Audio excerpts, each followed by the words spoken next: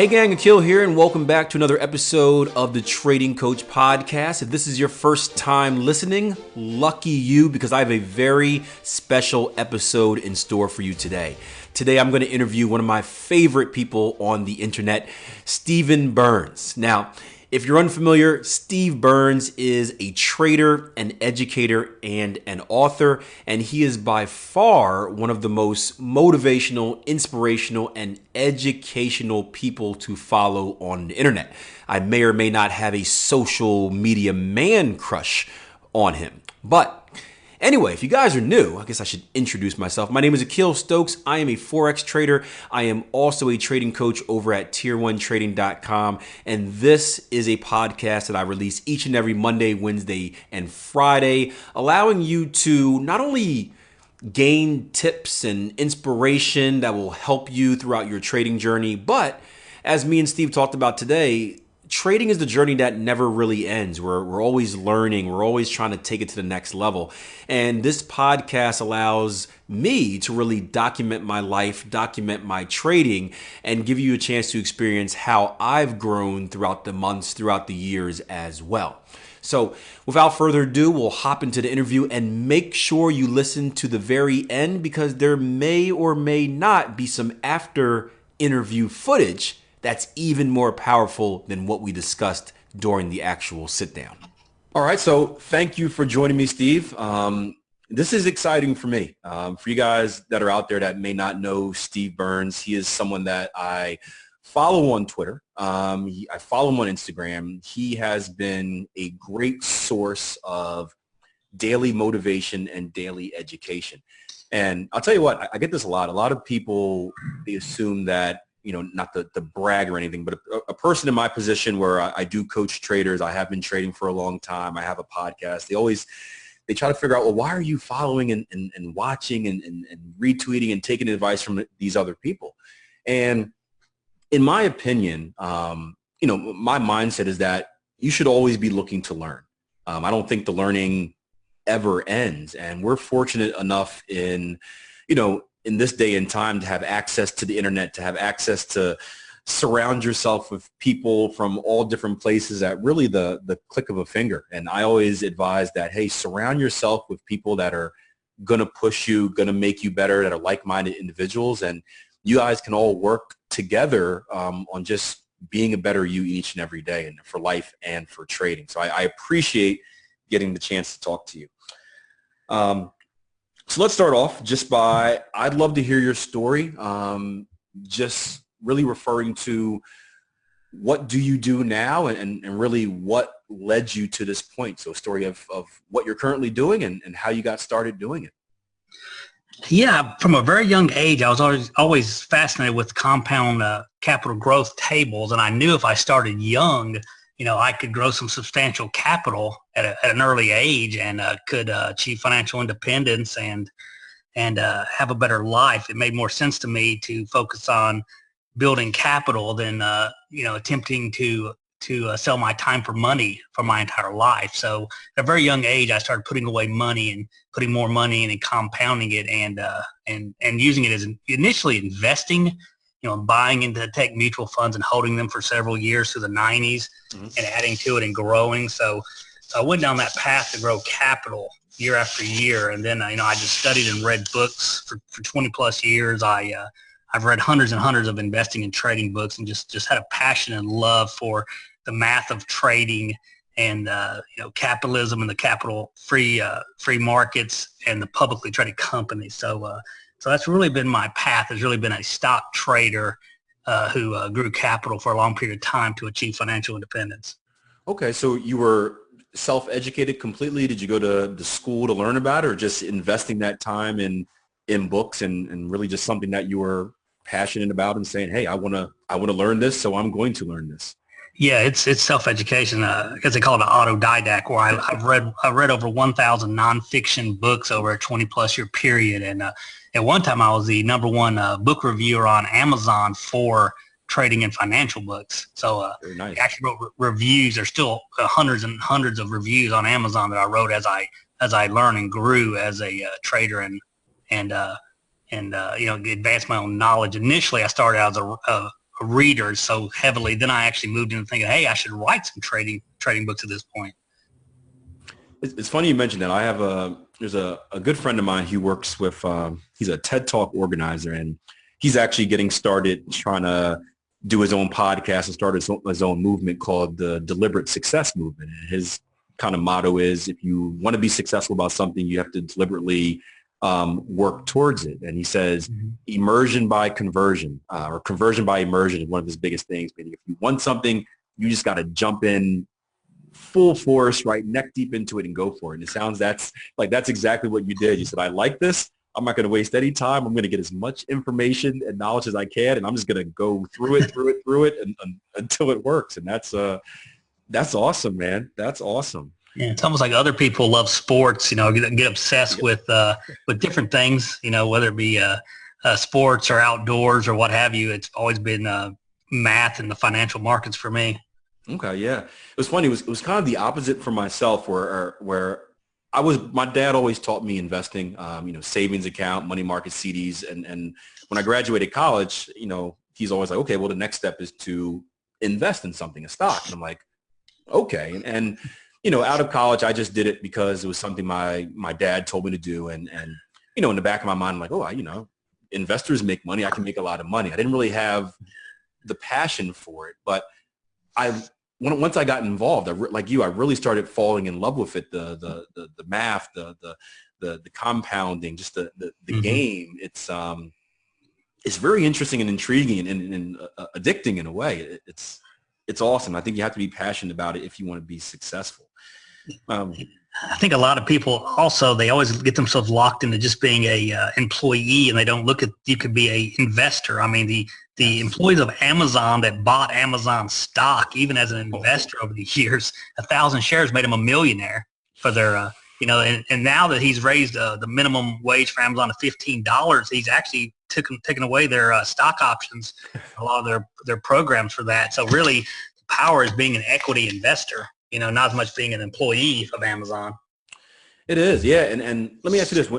When did you, or how did you develop that mindset that you didn't want to be an employee? You wanted to be, the business owner. You wanted to be, the investor. What was that, just a natural thing, or was there a moment in your life that kind of pushed you in that direction? Yeah, from the very beginning, even as when I first had my first job in a shoe store, I moved up to manager of the shoe store. By the time I was 18, I was assistant manager, and I wanted to run the business at least. And I always try to put away earned income for investing and trading from the very beginning. But I always saw I looked at more of retiring when I was like 18. I wanted to go to retirement. I didn't want to go work for a gold watch for 50 years out of the gate. Yeah. Man, I'm jealous. I wish, I think I've always had that mindset. I was the guy in school, I think in middle school, I was selling colored pencils. I'd shave the pencils down and sell them, or I would in high school, I was selling mixtapes. I'd record the songs from the radio, put them on a cassette tape and sell them once a week. So I think I always had that entrepreneurial spirit, but it never really hit me just to think that far ahead, I think, until after I graduated college. After I graduated college, and I was working 3 jobs. I was making about $30,000, which was out of college, more money than I've ever seen in my life. And I'm like, oh, this is awesome. I mean, $30,000. There's no family, no real expenses. I can do whatever I want. And about a year later, it got real old. That's when I started thinking about the future. And I'm like, am I going to be working? I'm doing I'm working 10 hours a day. Am I going to be working 10 hours a day for the rest of my life? And for what? There was no end game. And I started thinking about, $30,000 in 2007. Once I get married, have a family, how does 30,000, that doesn't, and that's what pushed me to kind of I have to find a different path. And I know it was the book from Robert Kiyosaki, Cash Flow Quadrant, that really kind of, and The Richest Man in Babylon, those 2 books kind of pushed me there. So I'm a little bit jealous of you, Steve. I tell you, Rich Dad Poor Dad, out of hundreds and hundreds of books, it was one of my pivotal books. Rich Dad Poor Dad, about the quadrants, cash flow quadrants. That was pivotal. Yeah. That was the first book I actually read. My dad forced me to it. I always kind of just read what I needed to read for to pass the test in school. Read it from front to back my freshman summer of college. And I was like, whoa. Yeah. I I wish he'd put trader under the investor quadrant. He'd have investor/trader, I wish. We know. All right, so that's awesome. So so when you got involved in the markets, what took you from trading to becoming an author to educating? What made you do that? Not switch, but what made you kind of add that to your portfolio as well? I guess my idea was, after, I always looked for that great trading book and earlier on investing book. And I always wanted that trading book, just so much fluff and filler in so many trading books where you can tell a really good trader was told to write a 300-page book. So he filled it with about 230 extra pages with 20 pages of actual structural content. So I thought, what book would I write if I wanted to write? What trading book would I be looking for? What could shortcut all of this fluff? And that's what I try to do with mine by really focusing in on the really key things without having to hear, 17 anecdotal stories or, endless filler pages of endless stories. Like what would I want to know from the start? Because had I known what I knew now earlier on, this could have been even a faster process for me. Yeah, and that's what I have two of your books. I've got The Trading Habits 39, 39 of the world's most powerful stock market rules. I've got that one. I've got the options one. I'll talk a little bit about that later. I haven't opened it. I'm extremely scared to. But one of the things that I love about your book is my mind is the same way. I have a very simple mind, and I think we have the same type of philosophy in education where it's like we don't need to make things extra complicated to feed our egos and make it seem like we're this much more knowledgeable than anyone else. Let's keep it simple so the average person can understand, the average person can become involved. And when reading your book, I loved it because it was short, it was sweet, it was to the point. I zone out through like a trading book where I read the beginning and I'm like, what's he talking about now before it gets to the next point. I love your books, and definitely if I forget, I got to make sure I remember to promo them at the end. I think they're good, they're cheap. I think every new trader should have them. I would say this. Now I'm a little bit off track now. So one of the things you said was that you took kind of all the experiences that you've learned in your career and you put them together in a short, sweet, simple format so that newer traders they may have to go through the same hurdles you go through, but at least they're aware, at least they kind of know what to expect. What were some of what were some of the biggest struggles that you had during the beginning, or I guess any point of your trading career? Yeah, I think so many people is they think that an opinion or a prediction is really the magic bullet, and so many can't even get past that hurdle. Really the first step is a quantified, defined, systematic process of how you're going to do it. What gives your edge, why is it going to work, and have a process you follow. And that's even the buy and hold investors, they simply don't sell and add to. Warren Buffett buys great companies, great prices, and holds forever. With a great margin. Say everybody's got a process. There's trend followers, day traders that make money, and the first step is just getting a process in place. And that's something that took a long time to even learn that in the 90s, where I thought I was a genius because of my early luck in holding tech stocks. Almost set me back with the success I had so early. Yeah, that's tough. I do think it's harder.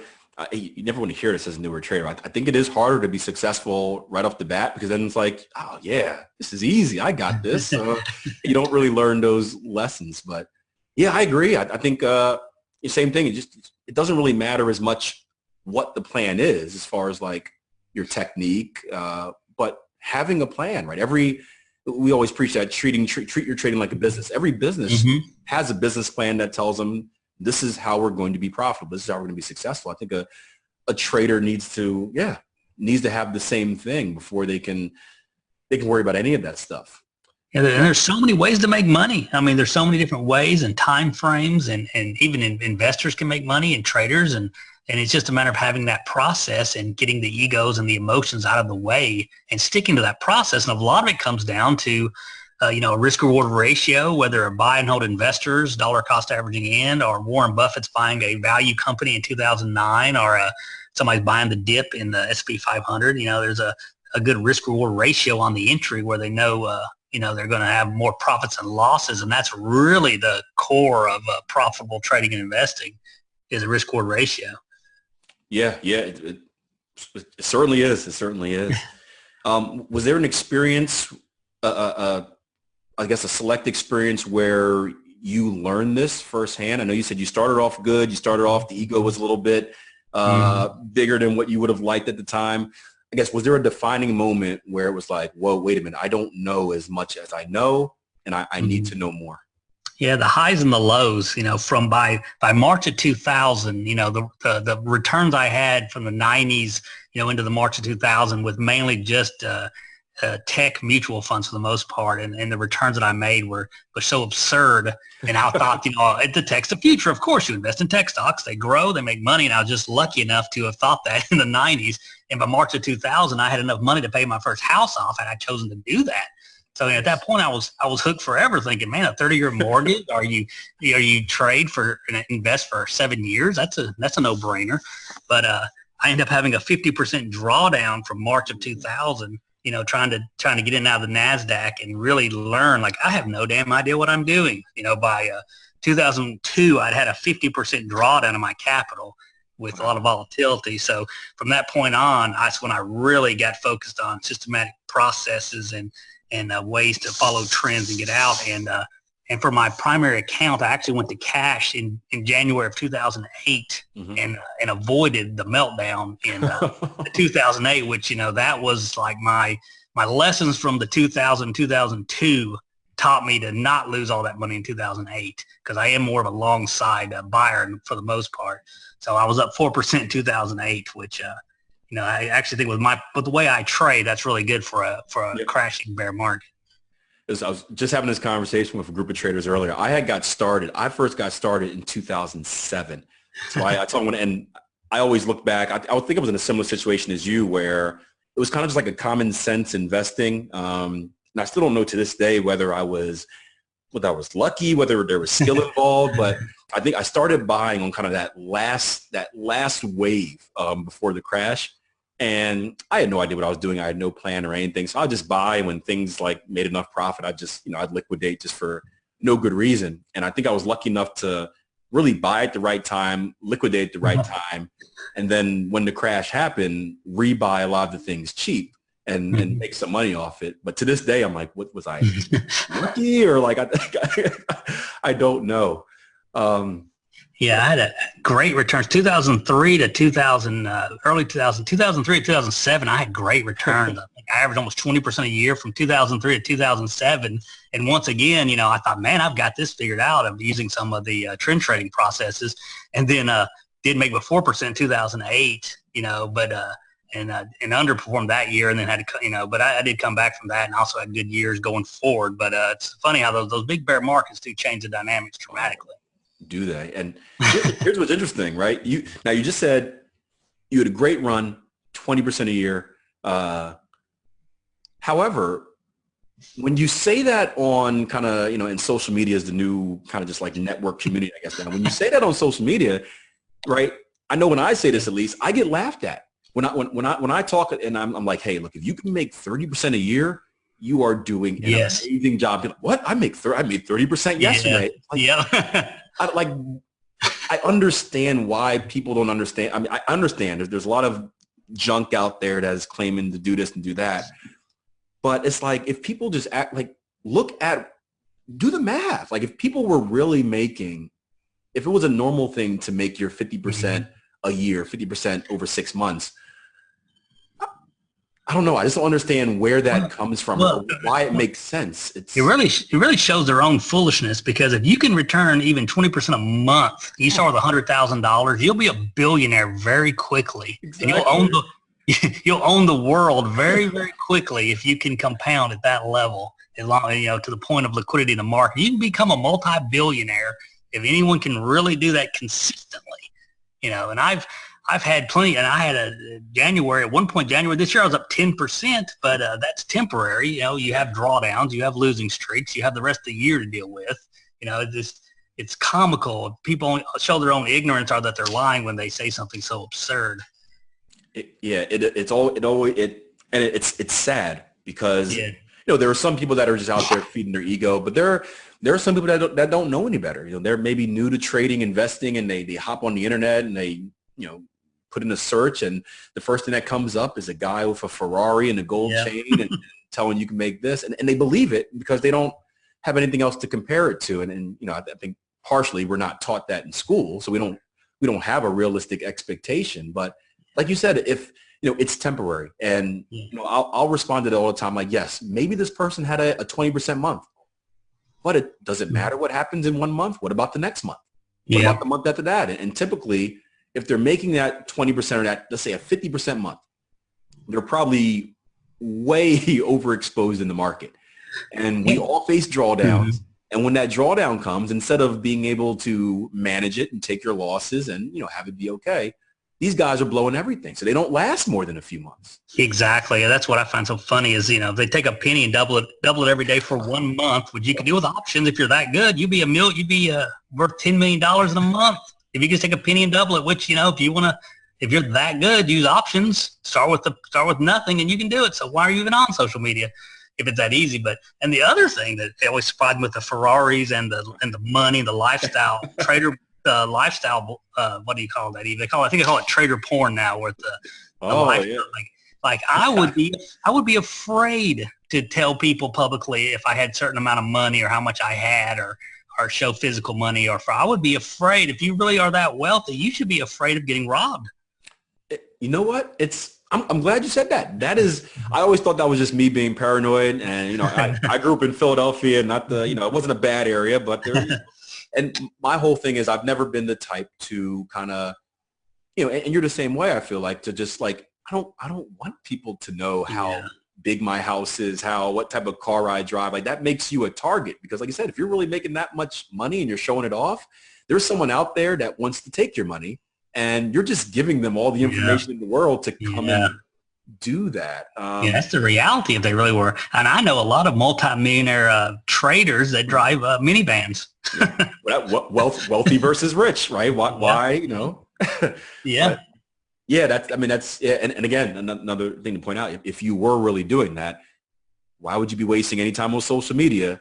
If anything, you'd be out selling that magic system to the richest man in the world and being like, hey, here's what I can do. Let's make an agreement here and fly under the radar so, no one else knows who you are. Yeah. That's so refreshing to talk to talk to people with real experiences. But going back to your 50% drawdown, we can't forget that. That's massive. Psychologically, how did you deal with that? Was it depressed? Was it fear? Was it, I guess, motivation to get better? What went through your mind when that happened, and how did you get yourself to overcome that and find success once again? Yeah, I think it's really beneficial when you have a drawdown. Like if you make your first, 6 figures, you start with nothing, you build it, you grow it, you add money, and you have some good runs. You have a good bull market for years, and you get up to 6 figures, say, and then you go back down to go from 100,000 to 50,000. Then you're sick, you lost 50,000, you got to make it back or what have you. But it's an easier process to deal with if you went to from zero, basically build up money to 100 back to 50. It's really hard if you go in with 100,000 and go down to 50 of your own earned money from working and your own earned income. I'm sure that's a lot more painful. And I've been fortunate enough to really never lose the house, more the house's money over the long term, which I still treat as the same risk capital. But I think the key is once I knew I could do that, I did that. I accomplished that by the age of 27. I had done that once. I knew I could do it again once I'd done it once. So it was just that faith to hang in there and wait for the right bull market again, and I could make that comeback, which I eventually did in 2003, 2004. I had great years and got back to even. I think I was back to even before January 2005. That's a heck of a story. I mean, confidence is in any aspect in life. You got to believe and trust yourself, and of course being able to work your behind off too to do it back and not try to, I guess, rush the process. And you really move from theoretical to Yeah. Oh, yeah. It's a different ballgame when you think everybody's a con artist, everybody's lying to you, everybody, whatever, people that get jaded and think it's impossible, it's impossible because you did it. It's a bunch of interesting characters in the trading social media world. Yeah, and I think just staying on the subject of drawdowns, I think, you know, I always tell the traders I work with, it's, you know, your first drawdown, your first big drawdown, your period of losing money is the hardest because it seems like you're going down this dark, deep cave. There's no light at the end, and you can't really see your way out of it, especially if you haven't been successful first, if you kind of get it in the beginning before you've seen any success. Yeah. But once you do it, like once you've proven to yourself, as you mentioned, that, hey, I can do this. I can bring my account from this to that. I've been through, you know, I've lost 50% and can bring it back. You kind of feel in the humblest way possible. I don't want the market to hear me and jinx it, but you kind of feel invincible. It's like, hey, it happened. You know, whatever, I'll overcome it. And when you have that belief in yourself, and like you mentioned earlier, when you have a plan, a strategy, a system that you follow and that you know will work, it's in a way, you become unstoppable. It's just a matter of time. I'm going to bring myself out of this drawdown. It's just when. And that's, I mean, I think for newer traders listening, I think that's the biggest thing I've taken so far. That confidence you had is there was no, I'm going to do it. No ifs, ands, or buts. I'm going to do it. Yeah, like, what's the options? I always thought, what's the options? I'm just going to get a job and work for another 10, 20 years. I mean, what are the options here? You know, you've got to do what you got to do, you know, to get back. And like you said, it's the faith in the system and the process. If you do all the back testing or your chart studies or you understand your risk reward ratio, you can still develop a faith in what you're doing before you see the results. I think you really nailed that one, where you know why you're going to win, what's going to take, the potential of drawdowns and losses. So it really gives you the faith in your system. If you don't have the faith in yourself yet, you just got to have the faith in yourself that you're going to be disciplined enough to follow the process. You can trust yourself, you know, not to lose discipline. I love it. I'm envisioning newer traders listening to this right now, and they're just like, they're eating it all up, because I'm eating it all up, and I've been trading for not as long as you, but I'm like 12 years in, and I'm fired up and whatnot. So I love it. And we're all always learning. You know, I still heavily read books. I learn from you and your social media and in your podcast, and we're always students of the market. We're never going to master it. So we're always students of the market learning, and it never stops.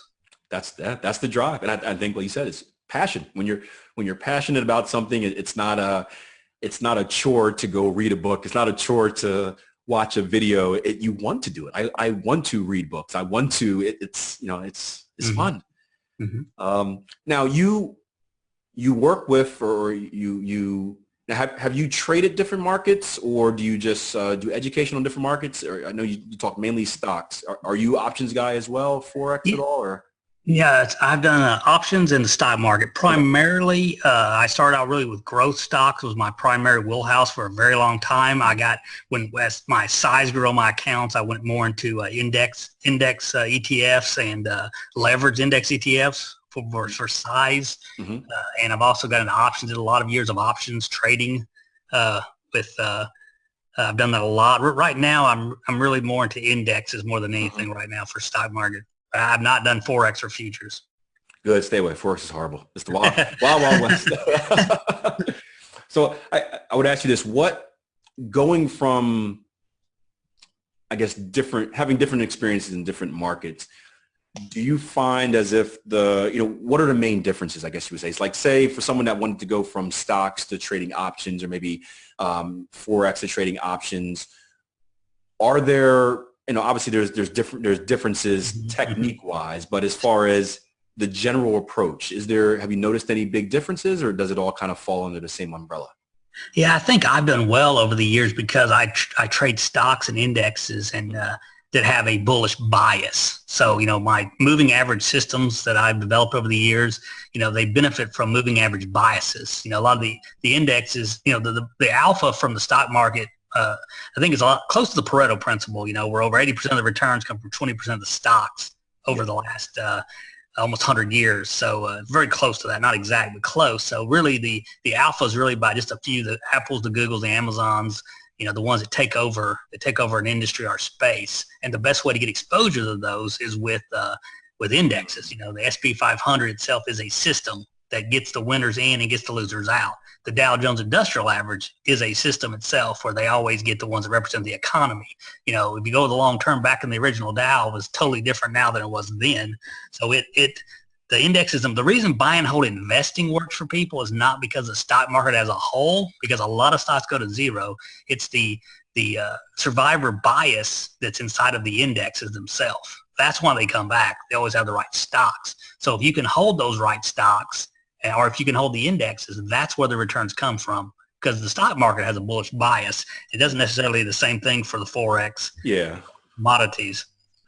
Yeah, but Forex a little different creature. I always have a special place in my heart for the stock market. That's where I started. I went to Forex for the get rich quickness of it, and then fell in love with it. But it's interesting you say that. It makes I've been out of the stock market for years now, but that makes perfect sense, and I've always thought that too. And I'll tell traders, it's like you said, it's a choice few that kind of move the whole current.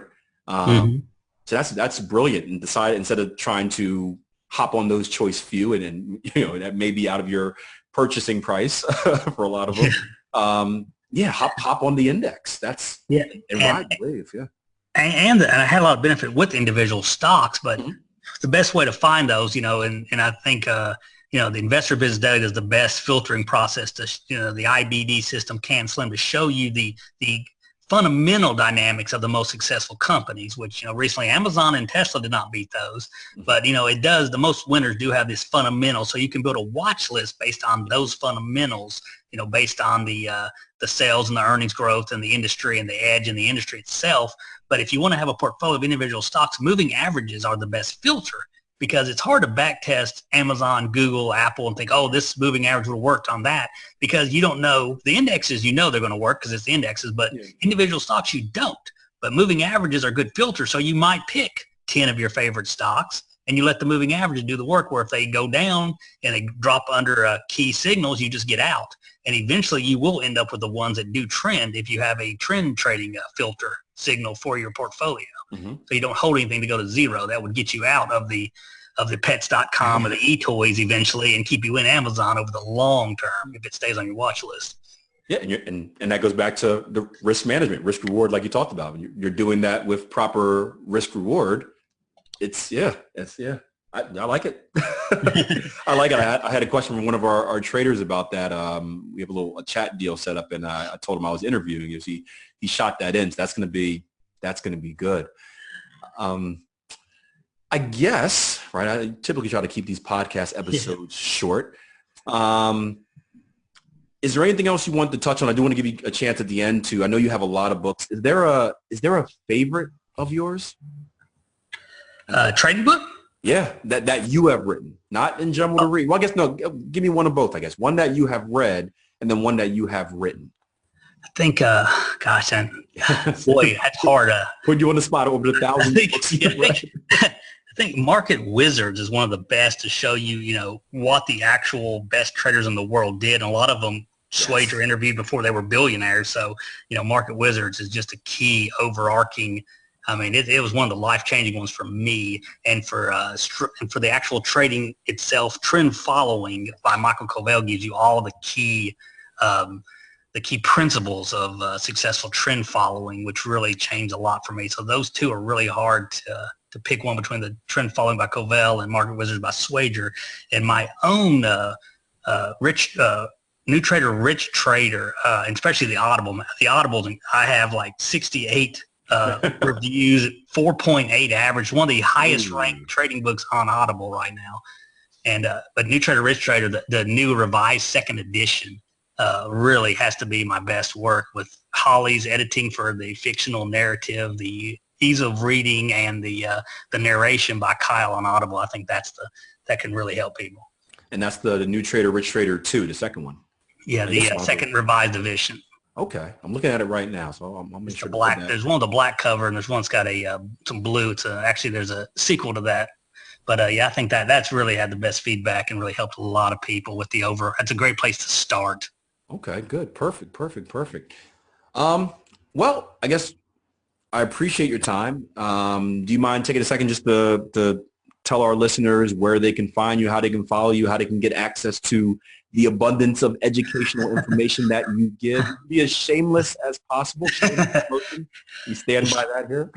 Yeah, I've created a newtraderu.com. It has it has links to books and e-courses, but it has thousands and thousands and thousands of free articles about everything imaginable. And we have a bunch of great writers and guest posters on the site as well that, I can learn a lot from my own guest posts on the site. So yeah, it's a great place to have tons of resources and places to get started.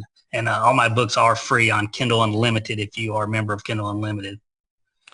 Nice. I must agree. You do have some great guest posters. There's this one guy that might have done 2 guest posts that I really liked. Keel Stokes. Yeah, he did a great one on a heavyweight boxing. I needed that one. I had the chess and the baseball, football. I don't think I had boxing. There you go. But yeah, I love the site. I mean, I follow you on Twitter. I try to read as much as I can. I love just hearing and seeing those different type of blog posts. And I'm excited to I got a big travel date coming up next week. I'm going to road for like 14 hours. So I know exactly what books I'm taking there. I'm going to check out that, The New Trader, Rich Trader, both of them.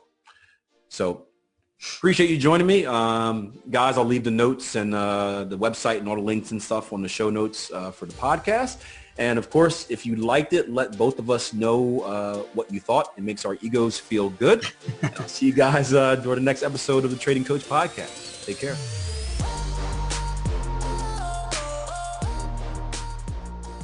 All right. Thank you, man. That was awesome. You did a great job. And this was actually easier than Skype. I like Zoom. There we go. I'm falling in love with it, man. I appreciate you sharing your story. I got a lot out of it. I know it's good. I liked it. It's real.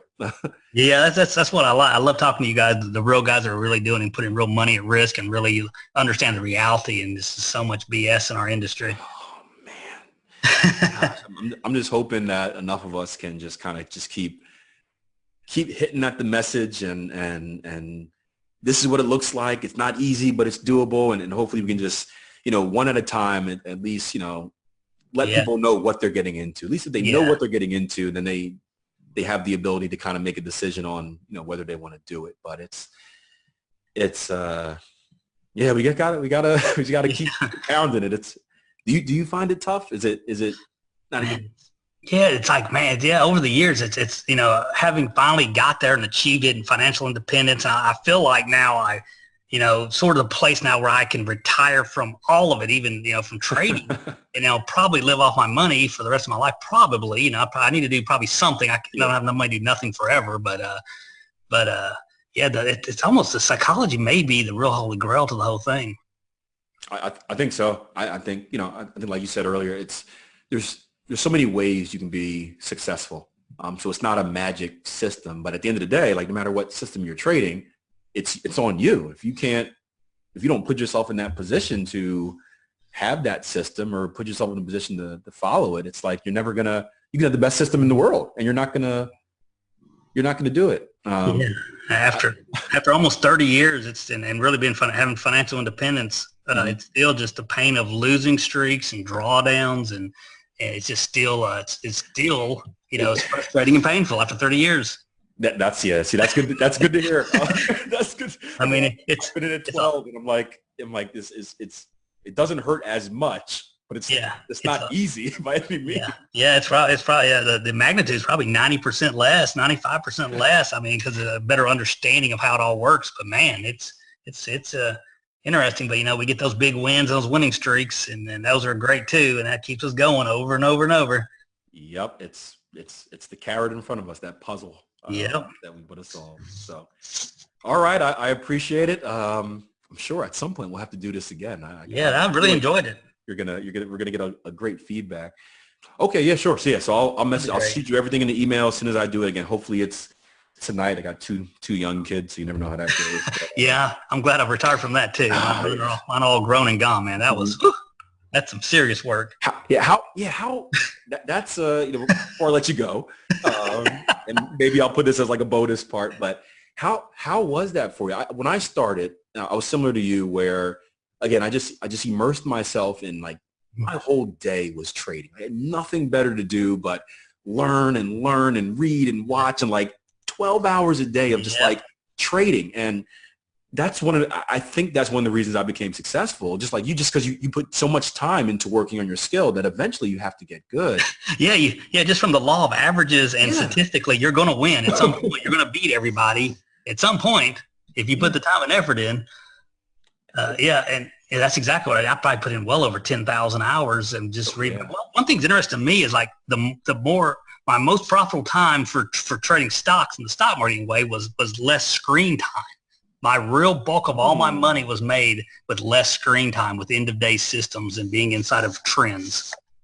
That's fascinating for me in the stock market. You know, some of the S&P 500 runs and the Apple runs in 2012 and Priceline and Facebook short in 2012 as well. And some of the stocks that I traded just single stocks for years and trends. That's where the bulk of the money really came from. Not trying to grab a dollar here and there. Yeah. I can imagine. Yeah, the whole people think it's more, hey, the more time you put in, or not time, but the more chart time, the better you're going to be. It's that's just not necessarily the case, but yeah, I think one of my biggest single trades for the quickest time holding was a big Apple strangle at the end of the market, and then it opened the next day and gapped down. I think I made $4,000 from the close to the open. I think it was maybe 10 or 15 minutes of screen time. One of my biggest, quickest wins. Ooh, nice. So it's not the screen time is what I found personally, not the most important thing. So how did you deal with you said you had, how many kids? You said they're grown up? 3. I have had 3 kids. Ooh. How did that change things? Like the time now with being a parent and you know we want to be good parents, we want to invest time in your family. But it's like, where does that time come from? And a lot of time it comes from obviously sacrifice. I can't do, you know, I haven't played a video game and whenever I haven't, you know, a lot of other activities, but it takes away from trading too. Instead of like spending my nights like engulfed in a chart or engulfed in a book, it's now I've chosen to, hey, maybe I'll get a little bit of chart time in to check what I need to check. And then it's with the kids. Like, how was that difficult, that switch? Yeah, I think people always ask me, how in the world did you ever read 1,000 nonfiction books with 3 kids and being married? And how was that even possible? And I said, you know, that like you said, that was instead of watching TV or doing anything else or having any other hobbies, really, my hobby, you know, was sports. You know, other people are watching games. I was reading instead of watching television at night, I always read consistently every night so many pages and looked through so many charts for so many years. It was like a consistency of focused action. I mean, but I can tell you now that I've really, you know, have more time nowadays with my kids all out and grown, and I moved out to a more rural area for a more peaceful life. I probably missed 20 years of movies and television. I mean, I literally, there's like all the 90s movies and I don't even, miss so much. It's just crazy. And so, yeah, it's a lot of focused sacrifice. That's what are you familiar with Gary Vaynerchuk? Ah, man, I love Gary V.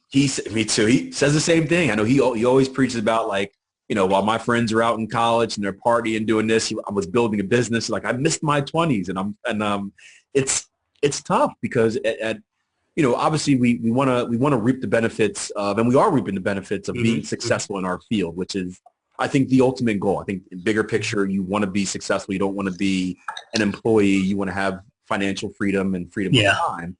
But it comes with a cost, and the cost was, people don't see this part. They don't see the years of sacrifice, all the movies you missed, the conversations you couldn't take part in because when did that happen? Because you're so immersed. So it's like, I guess the question is always, is it worth it? And it's yes, but there is that sacrifice, and it's hard. I'm experiencing that now. It's hard. And a lot of the market wizards, all the guys that did this, that was a single focus in their life. I mean, they put in some Gary V hours when they broke it and made it. But I know Gary V, I love Gary V, and everything he says I agree with. Really, my wife is really into all the different dynamics that he does because she's a tech person with all the stuff he talks about, but I'm like, man, Gary, can I not take a break? I'm in my mid 40s now. I should be financially independent now. Can I not just take a break? You know, good. Makes you feel guilty, man. As soon as you want to slide, like, he's out with like 40 different things. You're like, come on, man. Yeah, I guess. And he's worth like 150 million, man. Good lordy.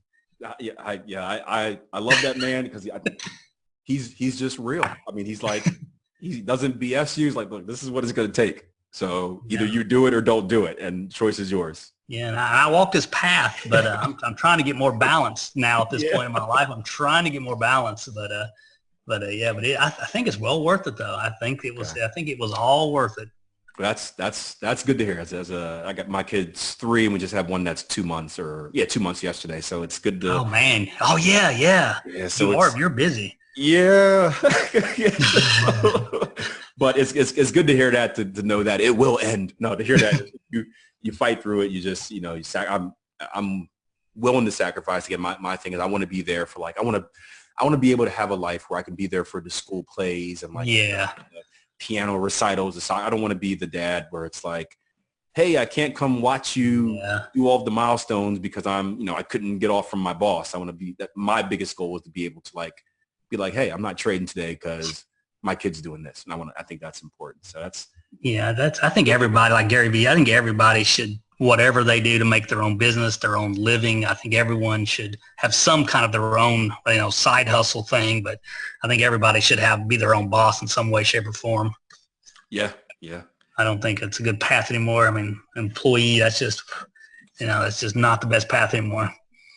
Yeah. And that's, I like what you said, even if you have a job, mm-hmm. where you're doing something you love. Maybe it's a job you just love and you're working with someone, investing. I mean, that's your own, you don't have to be an entrepreneur in the sense of owning your own business in construction, but you can be a construction worker, you can build, you can put stuff together, then have investing and you're controlling your finances, you're controlling your business there. Have that side hustle and that's your job. And anyone can do that. Anyone. That's why you're right. That's a great way to say it. If you love your job, that's a rare thing to find job charming. But if somebody finds job charming and they love their job, like you said, be an investor too. Invest in the companies you love as well. Yeah. So, yeah. Well, anyway, Leah, let me get you go because we're going to end up going forever. I might have to add some of this on to it. But I appreciate it again. I hope you have a great day, a great weekend. And, I'll see you out there on the social media. Yep. Man. All right. Man, great talk. Have a great day, man. Oh, thank you too, Steve. Thank you so much. Bye.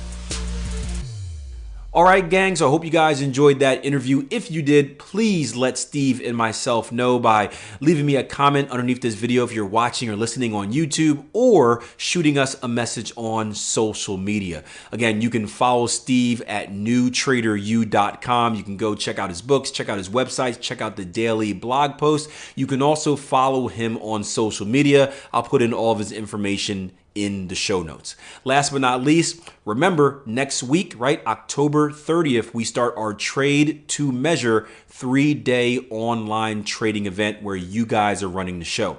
If this is your first time hearing about it, what we're doing is we're doing a 3-day live trading event like we always do, but instead of having a written game plan of what we want to teach you, we've been asking you guys to leave a question or questions when you register, and we're going to base what we teach off of what you guys have requested. So it's going to be fun. It's for the people, by the people, kind of like a custom fit suit, hence the name Trade to Measure. So I'll see you guys next week in there. Register. If you can't make it live, it's recording so you can check it out later on your leisure. And I hope you guys enjoy your weekend. Take care.